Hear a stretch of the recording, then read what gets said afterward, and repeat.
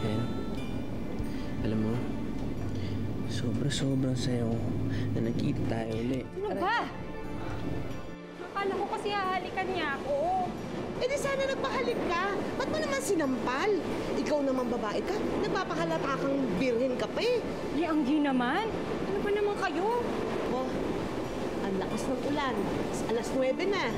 Wala nang masasakyan tricycle yon. Kawawa naman si Dave. Walang matutulugan.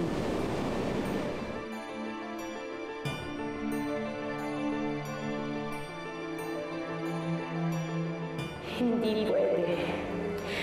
Hindi ako papayag na maghirap ulit. Hindi na ako babalik sa dati kong buhay. Nilalamig ako. Kiniginaw ako.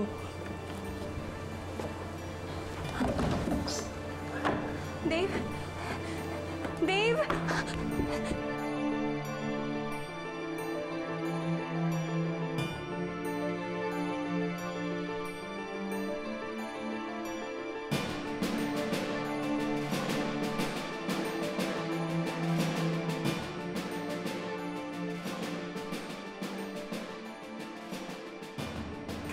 Oh, hi!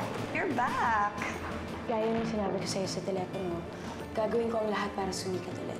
Tatandaan ko yung mga sinabi mo. Gwyneth, sana okay lang to sa mommy mo. Ayoko ng sakit ng ulo. Ano ba sabi niya? Well, hindi pa niya alam to. Pahingi na lang ako ng kopya nito para pakita ko na lang sa kanya. Wow, I like the change in you. Magkakasundo tayo. So, where's Dave, by the way? What? Tinatanong ko lang naman, masama ba yun?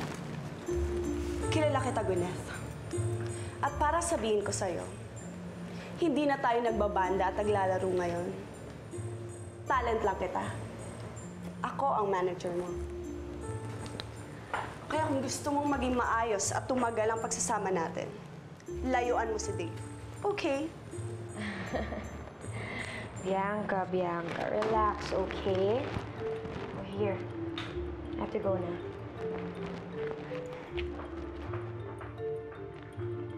Ipa-notarize mo to. At yung copy natin, ipa-file mo, okay?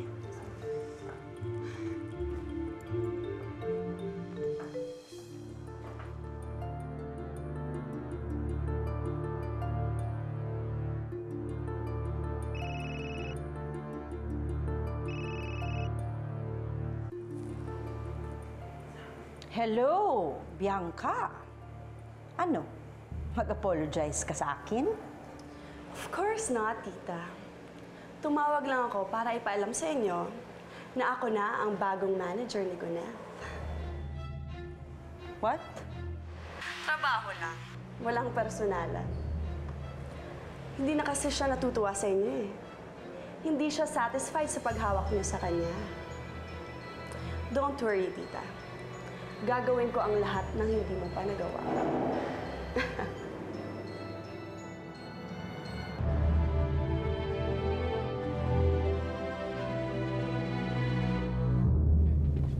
Sige, ako dyan. Yeah. Ano yung paa mo?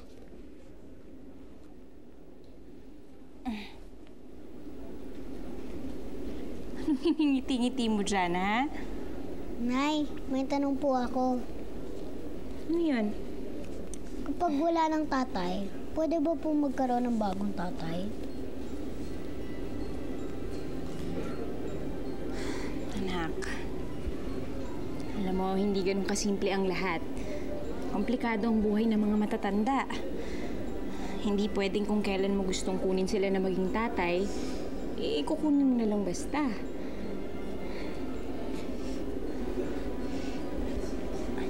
May sarili rin silang mga buhay. Tsaka meron silang sariling mga responsibilidad. Payag naman po si Ninong ah. Anong pahayag? Tinanong ko po siya kung pwede ko siya maging totoong tatay. Sabi niya, gusto niya yun. Ikaw, alam mo ba ibig sabihin nun, ha, ninyo? Opo, mag-asawa po kayo ulit. Tapos may mag-aalaga sa inyo. Papasahin kayo palagi.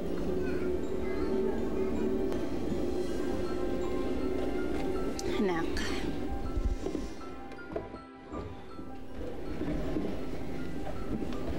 Anak, hindi naman ganun kasimple yun eh. Alam mo, hindi ko naman kailangan na mag-aalaga sa akin eh.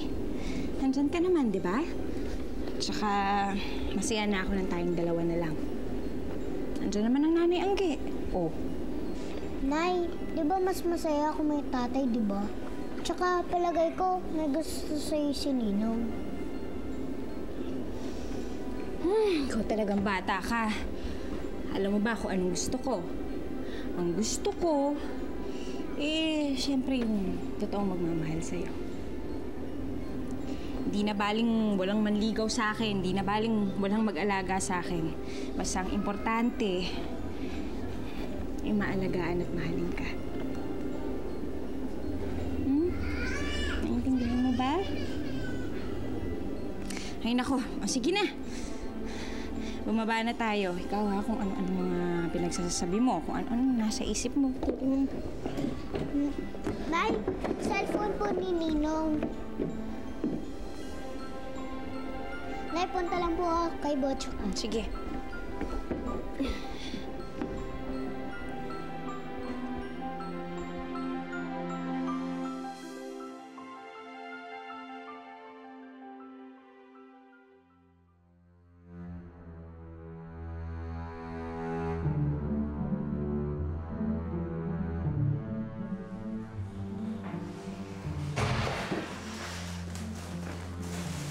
Oh, Ma!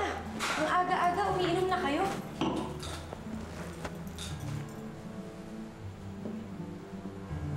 How dare you? Wala kang kwenta na na!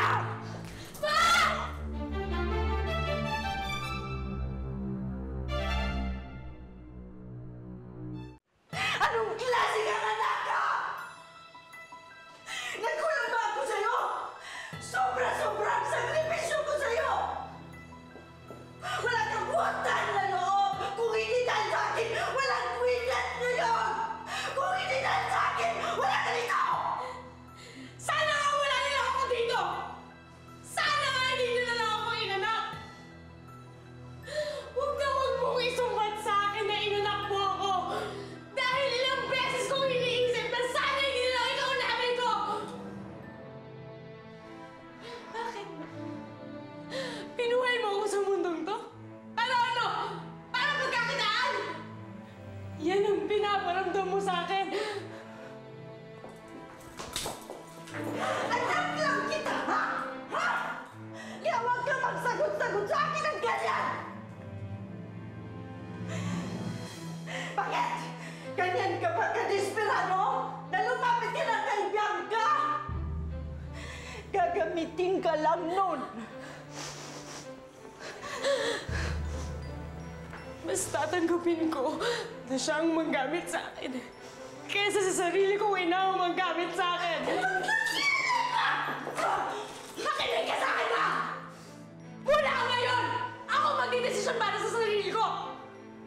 Kung magkakamalingon ako, wala akong sisihin kundi ang sarili ko. Tandaan mo yan!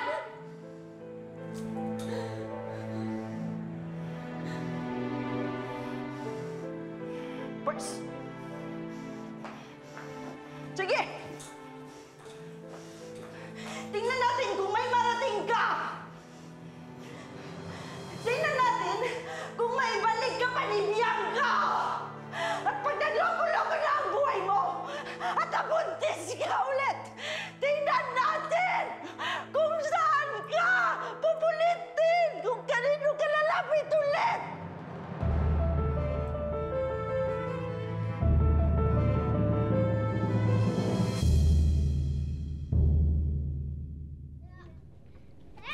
Oh, baka magkasakitan kayo, ha? Dave, iwan mo yung cellphone mo. Tignan mo yan, baka tumatawag na si Bianca. Baka nag-aalala na yun sa'yo. Hindi mo ba tatawagan? Sino po si Bianca?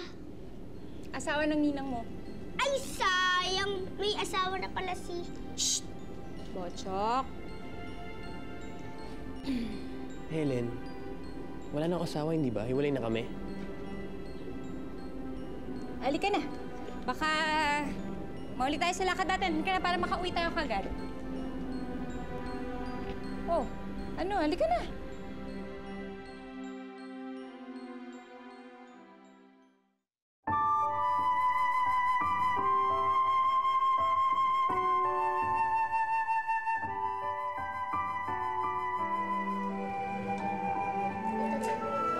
Sige, lagay mo, lagay mo.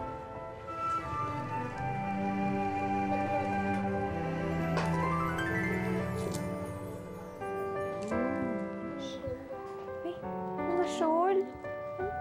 Ano po okay dito? Ay, ito ho. Ay, pinyas. Ganda nito ha. Bagay ito kay Bianca. Ay, ah.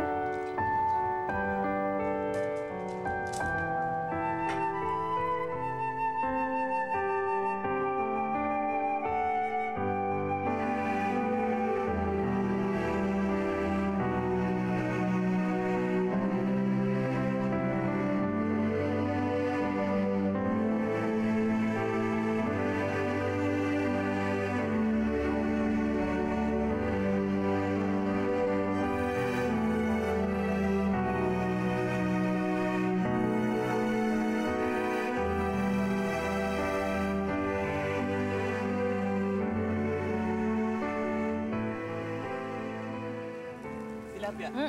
Nay, Sige, sige. Nay, huwag niyo lang po ako balatan. Kaya ko naman po ito eh. Sininong na lang balatan niyo. Okay lang, kaya ko naman. Ito, tilapia, subukan niyo. Oh, mainit yan, anak, ha? Dahan-dahan, dahan-dahan. Sarap. Wala pang timpla to. Gusto mo try, Bochok? Oh, kamay, kamay. Akan, akan, akan. Baka masarap po yan. Ito.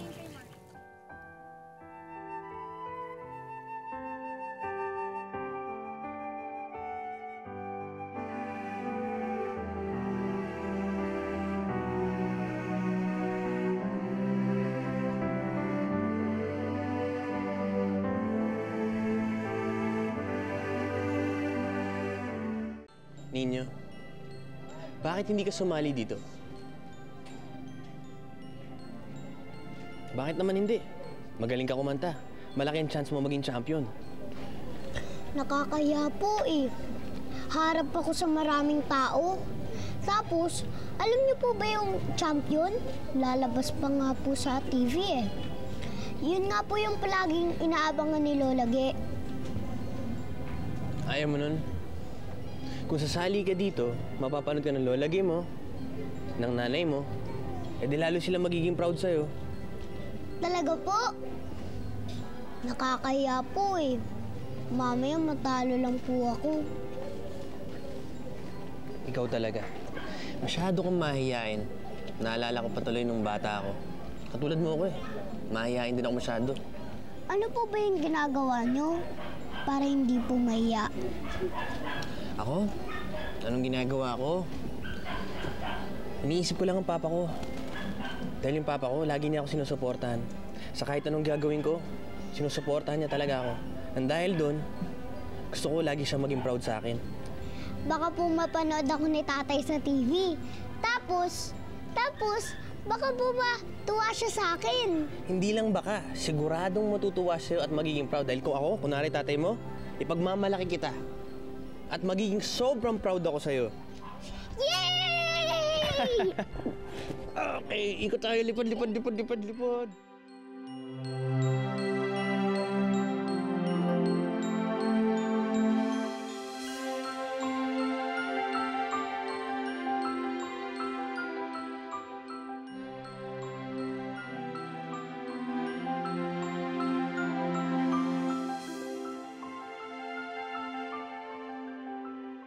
Hello, Bianca! May photoshoot na tayo para sa bagong magazine. Mamayang gabi na ang alis natin. Wow, may photoshoot na pala ako. Ang bilis naman. Saan naman to? Sa Laguna. It's for a new magazine. Mala FHM ba tong magazine na to? Gwyneth, nagsisimula ka pa lang ulit. At ang mga katulad mo, nagsisimula ulit sa baba. Kaya wala kang karapatang magreklamo. Tanggapin mo ang lahat ng trabahong binibigay ko sa'yo, okay? Ay, ito naman. Nagtatanong lang naman ako.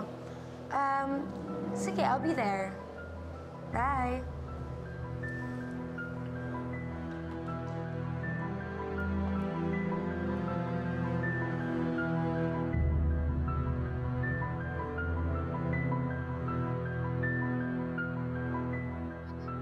Busog ka? Tapos pala ng ngiliti mo. Oh, kanina pa nagre-ring yung phone mo ah. Ba't hindi mo sigutin? Baka mamaya nag-aalala na sa'yo si Bianca. Okay lang yun, hindi na kailangan.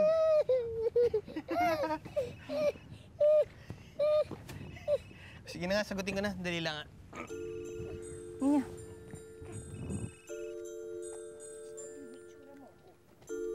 Hello? Oo, mamaya yung flight ko palabas. Ayaw pa nga umalis dito eh, saya-saya. Kasama ko si Helen tsaka si Nino. Ayoko na nga bumalik dyan eh. Dahil feeling ko kapag iniwan ko si Helen, baka mawala na naman. Oo na, sige, thank you. Sisiraan ka na ba? Sino ba yung kausap mo? Bakit mo sinabi sa kanya yun? Si Bianca ba yun? Si Borg yung kausap ko. Totoo naman yung sinasabi ko eh. Kahit na. May asawa ka, wala kang responsibilidad sa amin. At hindi mo anak si Nino. Hindi ko naman siya papakasalan kung hindi ka umalis eh. Noong umalis ka, sinabi ko sa sarili ko, pag nagkaanak kami, doon ko na lang ibubuhos sa bata lahat ng pagmamahal ko. At saka huli ng lahat. Noong nalaman ko na hindi pala totoong buntis siya. Dave, umalis ka na. Bumalik ka na kay Bianca. Kahit ano pang sabihin mo, kasal ka sa kanya, asawa mo siya.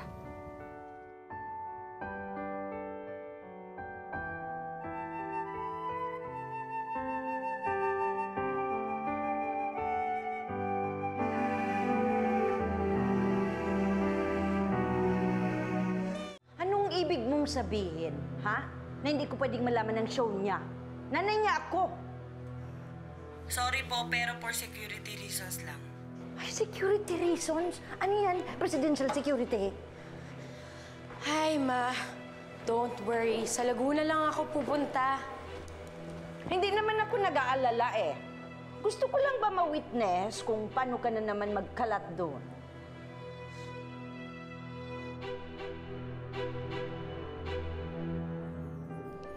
Kain ng kain, ha? Huwag paglaruan ng pagkain. Kumain maayos. Oh, minom ka muna. Salamat po. Helen naman, ba't mo naman ginawa yun? Kawawa naman yung tao. Nayangge. Minsan niya na akong niloko dati. Pinaasa niya si Nino na tutulungan niya. Pero hindi naman. Ayoko na mangyari ulit yun. Naiintindihan ko yung tao. Eh, napikot pala't niloko ng babaeng yun. Eh, kawawa naman talaga. Paano kung nagsasabi ng totoo? At ikaw naman pala ang talagang gusto? Minsan na rin niya akong niloko. Hindi na ako papayag na maulit na ulit yun. Eh, paano? Hindi mo ba talaga sasabihin sa kanyang tungkol kay Nino? Hindi ko na ho alam kung mapagkakatiwalaan ko pa ho siya. Kawawa naman si Nino. Ipagkakaito sa kanyang tungkol sa tunay ng ama. Nay Angge, kung nagkataon ho na niloloko lang ulit kami ni Dave, hindi lang ho ako yung masasaktan. Pati rin ho si Nino. Nay, may asawa na ho si Dave. Kaya totoo man o hindi ang mga sinasabi niya, pare-pareho lang hong gugulo ang buhay namin. Tahimik na ho ang buhay namin ngayon. Maraming taon ng pagsasakripisyo ang kapalit ito. At hindi ko ipagpapalit ito hanggat hindi ako nakakasiguro na hindi na masasaktan ang anak ko.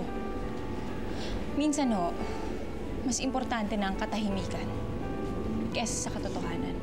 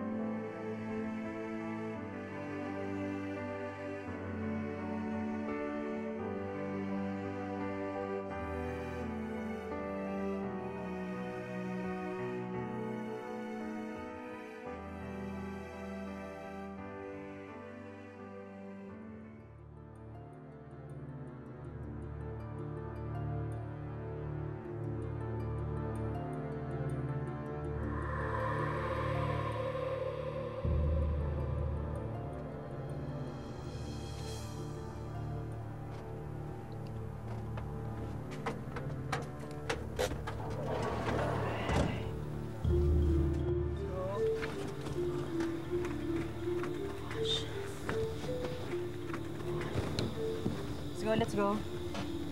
Okay. Oh, guys, share tayo ng room, ha? Gwyneth, Janine, kayo magkasama, tapos kayo ng dalawang girls. Tapos, kayo ni Kuya Ramon, ha? Magkasama.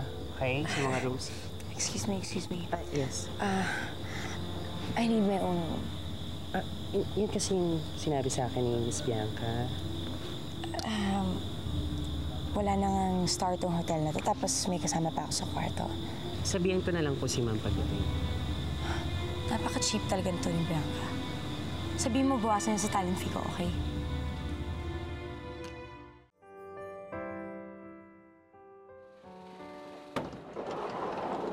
Nong, saglit lang ah. Okay.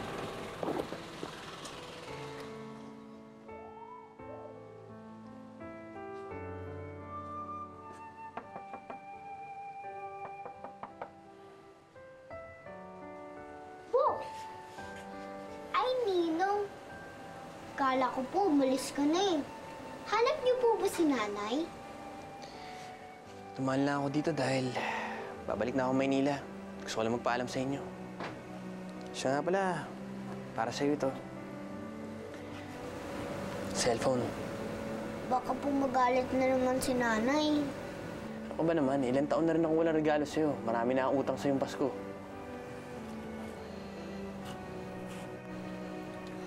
Ninong, babalik pa ba kayo?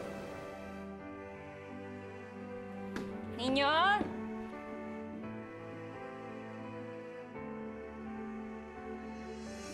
Ninyo? Sinong kausap mo dyan? Pwede po ba ako tumawag sa inyo? Ninyo? Sino yung kausap mo? Ninong, huwag na po kayo mag-away ni nanay. Di ba kala ko umalis ka na? Ninyo, pasok sa loob. Ninong.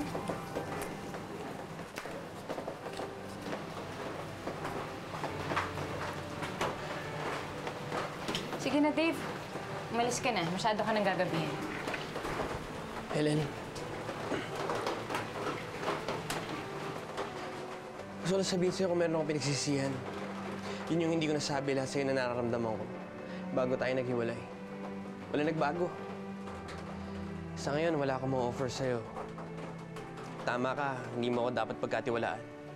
Dapat ayusin ko muna ang buhay ko.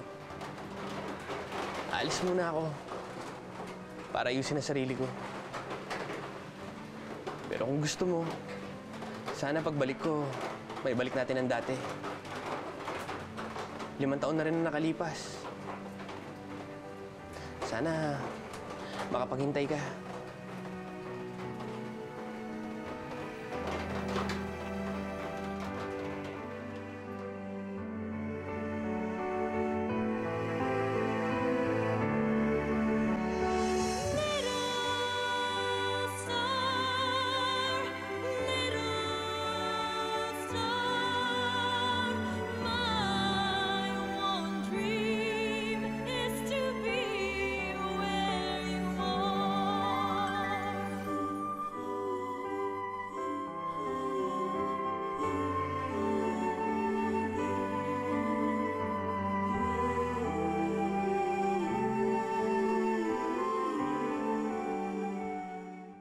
Siguro, Nay, may tinatago ka tungkol kay tatay, no?